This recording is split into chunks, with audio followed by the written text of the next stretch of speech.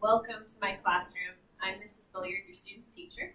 I just wanted to give you a little bit of insight into how our classroom is going to be run this year. So if you come with me right over here, we can look at our classroom.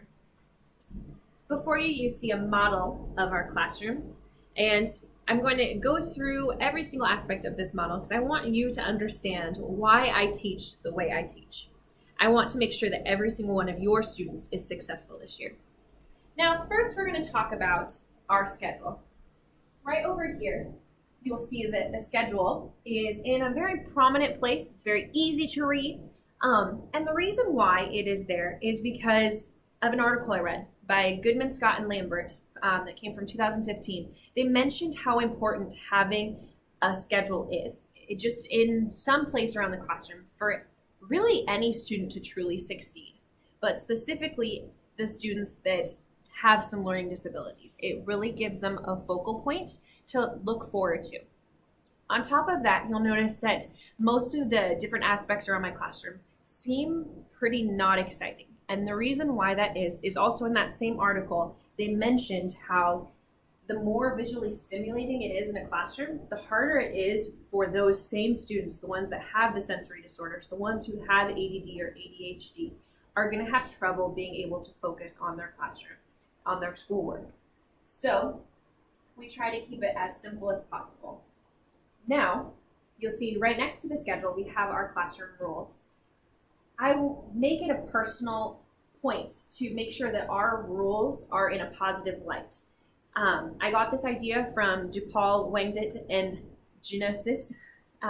Their article that they wrote in 2011 talked about what an impact and what a difference it makes to have the positive rules versus just saying, don't do this, don't do that, but saying what kind of person to be, rather what kind of person not to be. So from there, we're going to move on to our activity center. Right over here, you'll see our classroom jobs at the very top. And what this does is this is an opportunity for each one of your students to be a part of the classroom, to be a part of our community. We already have some names already up there because we've already started our school year. But the way it works is that each student will get to be up there for 5 weeks total. So Eva started as a calendar helper and moved to weather helper, then moved to special help. She'll move to special helper next week. Then she'll be prayer helper in the week following, and then after that, the cleanup checker. These jobs each are very, very important to our classroom and help our classroom succeed, and the students know that. And we make a big point of talking about how important their jobs are for our class. Next, further down, we have our calendar. Our calendar, we come here every single day to work on our calendar. You might notice actually on the floor, we have some carpet squares. And these actually serve a very important purpose in our classroom as well. The carpet squares are where each student has a specific spot to sit. Not an assigned spot, but a spot where they know that they are not going to bug their neighbor and their neighbor's not going to bug them. Then, going back up to the calendar, you'll notice that there's 2 different colors of the actual squares. We have yellow and white. And the reason why that is because every single day we're going to flip over the next day after we've counted up to that number so we can work on our counting numbers and further develop that knowledge. You also might notice that there are some triangles on those squares. There are 3 that are pink and 2 that are green. The 2 that are green are our happy birthday triangles. And what those do is they give the students an idea of whether that we have a birthday coming up in the classroom. And it's also another reminder for them that they have a party coming up, of course. And then we go to the pink days. The pink days are our special days. Those are our concerts, our parties that we're going to have in class. Like this Friday, you'll notice we have our Christmas party coming up. But they will also have our holidays. So if you look in the bottom right-hand corner or bottom left-hand corner, you'll see Christmas. So this is just a great way for our students to learn what a calendar truly is. Then, turning a little bit over to our right, we have our Counting is Fun chart. This is one of my favorite things that we get to do every single day. Right after we finish calendar and our weather, we jump into our Counting is Fun. And this is a way that we develop our math skills. Now, we are going to look at this a little bit closer up. You might notice right here that we have some change in here. The reason why we use change is so we can develop their knowledge of actual money, so knowing that a penny is worth 1 cent, but they can also see that in relatable numbers. So we have 14 cents here to correlate with today being the 14th. We also have two nickels to showcase the 5 cents, 10 cents, and then counting to 14 since you can't make 14 cents out of just nickels. And then below that we have our dimes. 1 dime with our 4 pennies. This also is a great way to visually stimulate as well as reach those sensory stimulation students that they're able to touch these objects so they can really get to see and develop that understanding. Then right underneath that we have our counting charts. This right here is where we keep track of how many days of school we have been in, and we are adding numbers to it at all times. So you'll notice right underneath the cups it says hundreds, tens, and ones. And this also helps us teach the importance of number placement. When we write a number, why the numbers go where they go. So if today was our first day of school, we put 1 straw in the cup. When we reach 10, we talk about how, well, 10 doesn't fit in the ones column, so where do we put it? Oh, I guess that's right, we'll bundle it together and put it in the tens. When we reach 10 tens, we then just talk about, okay, well, hundreds doesn't fit in the tens column, so I guess that means we'll bundle it up and put it in the hundreds column. So you can tell that we've been in school for 111 days due to how many straws that we have in our cups. Now, coming back right over here, we're gonna look at our classroom. You'll notice that we have an interesting way of our seating. They're not seated in rows, they're seated in groups. Now, the reason we have them seated in groups is because we want the students to develop relationships with one another, but we also want them to be able to help one another. In my personal teaching philosophy, I think it's important for the students to have those interactions with each other so that they can learn what other people have learned, as well as provide their own insight. So, as you'll see, there are 4 students at every table, and they each have their own individual desk. And they will be sitting there for about a month. When the new month arrives, we're going to change up our seats and we're going to have new seatmates so that they can further develop those relationships with other people. Now, some of you might be thinking, well, my child can't do that. That seems too crowded. When they're doing seat work, they just won't be able to focus. And we have an answer to that. Right over here, you'll notice that we have a table. There's a couple computers on it right now. But this is also our quiet time table. When we have seat work, if there's any student that needs to be apart from others, those would be specifically probably our ADD or ADHD students, they have the opportunity and the option. I'm not forcing them. They have the option to come sit over here so that they can get their work done. Now, when looking at those options, we want to make sure that we consider why this is happening. And so going back to the original article that I talked about earlier, Goodman, Scott, and Lambert in 2015, we are making sure that every student is getting the opportunity to learn as best they can learn. And that's why we have these different options.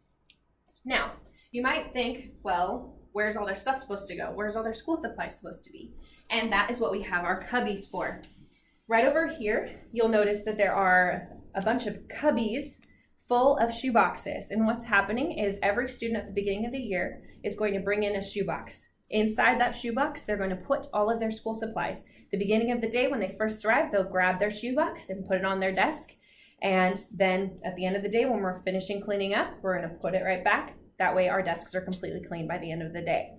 If there's any extra work that they don't finish in the day, this will also go in their shoebox with their supplies so they can pick it up the next day. So now what we're going to do is we're going to move on to our reading corner, which is right over here. I like to call this the reading garden. And the reason why is because I want the students to develop cultivate that love of learning and see how much they grow in their reading abilities this year. We have a few different books to choose from because this is just a sample of our reading corner. But in our reading corner in our classroom, we have all of our library books all set out. We have some comfy chairs for them to sit in so that they can enjoy their reading and relaxing area. It's separate from their desk so that they can actually be in their book versus being with their friends. And also when we come a little bit closer, you'll notice that I have a few different things that don't seem to be books, which they aren't. This is my toolbox. These are different tools that I will be utilizing to help your students succeed. In here we have a couple beanbags. And so these bean bags are going to be of different materials. They're going to have different things inside. Some of them will have lentils inside. Some of them will have popcorn kernels. They're all there to help your children succeed. There are certain students that we'll have in our class that have sensory needs. They need to be stimulated in some way, and I want them to be able to succeed. That is the purpose behind the bean bags, is that they will be holding those and still being able to focus on our lesson because they're not being distracted by something else. Now, we have over here our one-legged stool. The purpose of this is the student sits on the stool like this and does their schoolwork while sitting on the stool. This causes them to be able to not fidget and still focus on their schoolwork because they're focusing on trying to stay steady. Then, right next to it, we have our lap pillow. The purpose that this serves is it's a weighted pillow that they put on their laps in order for them to stay focused. It allows them to not be worrying about tapping their feet or anything like that. It's not super heavy, but it's enough that it keeps their focus centered on the learning. Now, over here, you might have noticed our buddy bucket.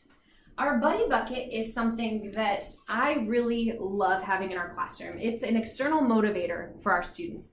If they go above and beyond, so like I didn't ask them to clean up something, but they did without being asked, that would be a reason I would give them a buddy. And so this buddy would then come sit with them on their desk and just kind of tell the rest of the class that, yeah, I did a good job and the teacher saw me do a good job. Now, if they were to revert back to previous behavior, they would probably lose their buddy. But they get to keep the buddy until the end of the day unless they lose it. So it's just a fun kind of incentive.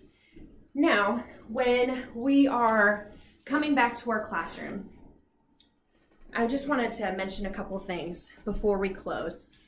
This classroom isn't just full of tools that I'm bringing in. I want to make sure that I am speaking in a way that your students understand. Another article I read by Glass and Oliveira from 2013 talked about how necessary it was to create accommodations by talking. You can't just teach whatever you want. You have to be making sure that your students understand you.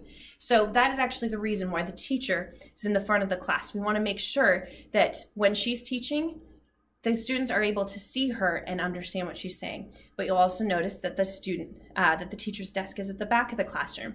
The purpose behind this is so the students always know where the teacher is when she's at her desk, but also that she can overview the students from her seat while they're working. And that's the purpose behind that. I want to be able to make sure that all of our students are getting the help that they need when they raise their hand.